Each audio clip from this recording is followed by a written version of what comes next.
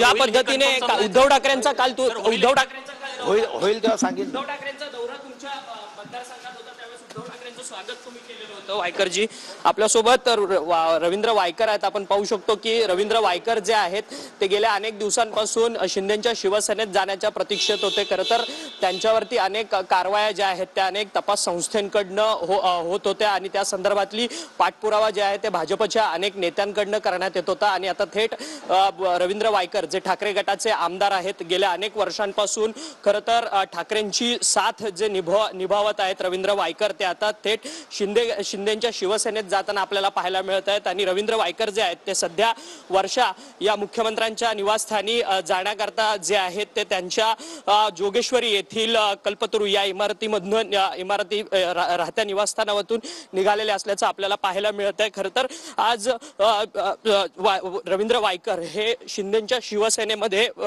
प्रवेश करणार आहेत। संध्याकाळी रात्री 8:30 वाजता त्यांचा नियोजित पक्षप्रवेश जो आहे तो होणार असल्याची जी माहिती आहे ती आता सध्या मिळताना आपल्याला पाहायला मिळतात।